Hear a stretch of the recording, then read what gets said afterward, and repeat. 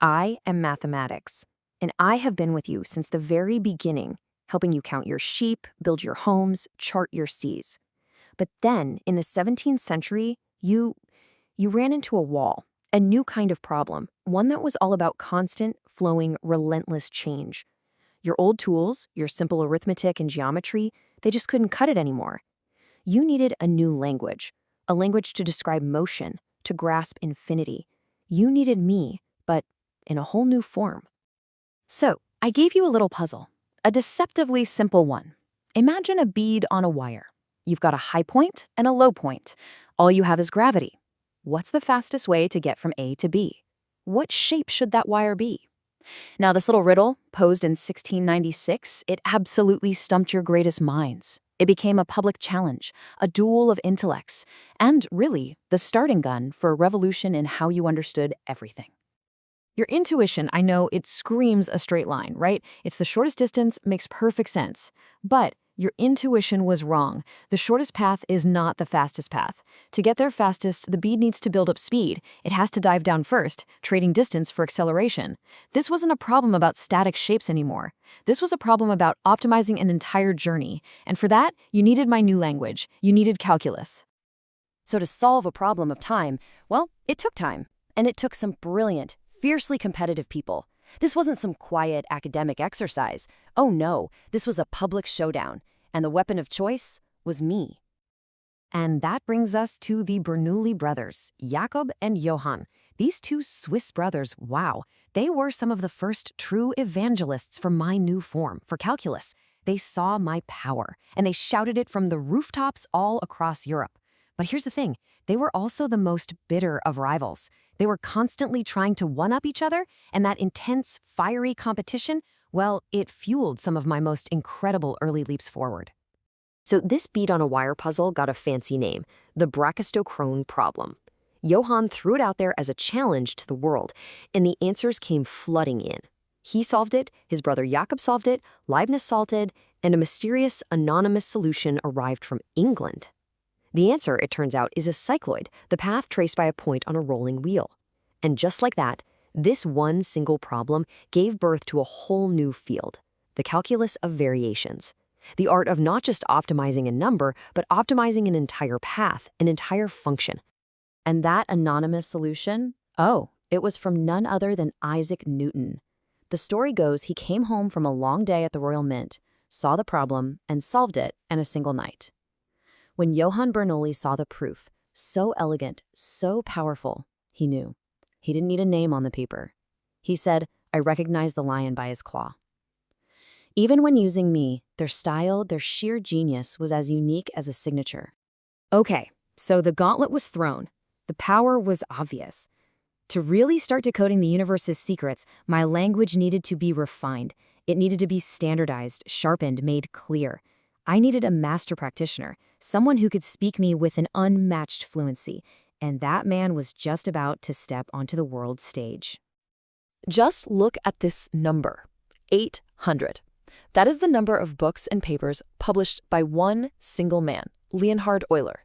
His productivity was, well, it was absurd. His collected works fill more than 70 massive volumes. Even after he went completely blind, he just kept going, dictating his incredible ideas to his scribes. He didn't just use me, he polished me into the elegant, powerful tool you recognize today. You see these symbols? This is my alphabet, and it was Euler who gave them to you. He's the one who introduced E, I, and pi. He gave you the sigma for summation, and that incredibly useful f of x notation for functions. He understood something crucial. Good notation is the key to good thinking. He made me readable. He made me universal. And once you all had this standardized language, this common ground, things just exploded. In the span of a single century, I went from being this strange, newfangled technique to the absolute bedrock of all science. From probability and the theory of waves to the very mechanics of the heavens, I was at the heart of it all. It was an incredible time. Now, Euler wasn't working in a vacuum. A whole generation of giants, of titans, started using me to move beyond just solving puzzles.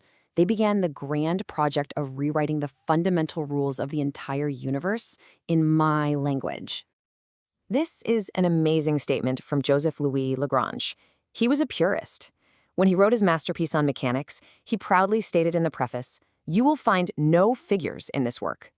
He was essentially saying, we don't need clunky diagrams anymore. All of physics, from a thrown ball to an orbiting planet, can be described by pure, elegant algebra. That's how much faith he had in my power. And Lagrange uncovered one of nature's deepest, most profound secrets, the principle of least action. It turns out that whether you're talking about a beam of light bending through water or a planet orbiting the sun, nature is, well, it's efficient. It always picks the path that minimizes a certain quantity called action. With his help, I wasn't just describing what was happening anymore. I was starting to reveal why it was happening in that specific way. Next up, a man with an ambition as vast as the cosmos itself, Pierre-Simon Laplace. People called him the French Newton, and for good reason. He set out to do for the entire solar system what Newton had done for a single falling apple. Explain it all, completely, using my laws.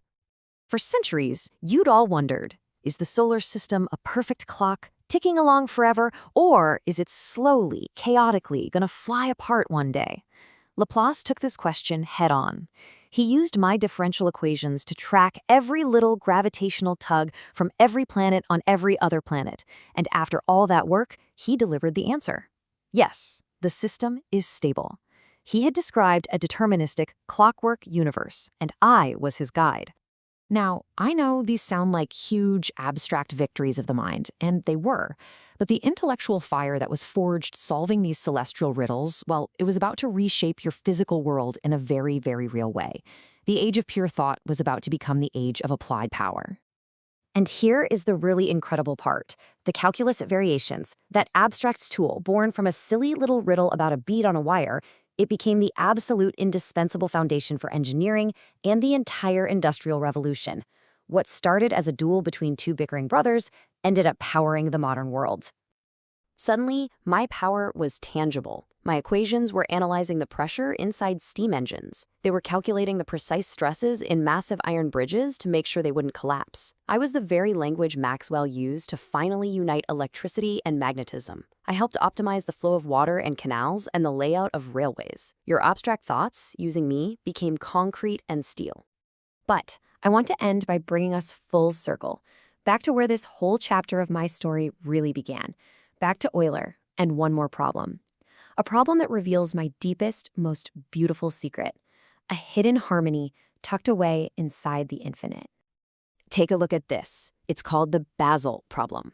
All you do is take the reciprocals of all the perfect squares, 1/1, 1/4, 1/9, 1/16, and so on, and you just add them all up. Forever. Now, your mathematicians knew this series added up to a specific number, but for nearly 100 years, nobody on Earth knew what that number was. Then, in 1734, the great Euler solved it. And his answer was it was breathtaking. It forged a link between two parts of my world that nobody had ever dreamed were connected. A messy, infinite sum of simple fractions on one side, and the most famous, elegant number from geometry on the other. The answer is pi squared divided by 6. Just think about that for a second. Pi, the ratio of a circle's circumference to its diameter. What in the world is it doing showing up in a sum of squares? This is my magic. This is the unreasonable effectiveness that I have. I reveal these hidden, beautiful connections woven into the very fabric of reality. It's proof that I am more than just a tool. I am a window into a much deeper order. Which leaves us with the ultimate question, doesn't it? Did you humans invent me, crafting me piece by piece like a clever language to make sense of the world? Or was I already here, waiting? Am I the underlying logic of the cosmos itself? And are you just now, after all these centuries, finally learning to read what was written from the very beginning?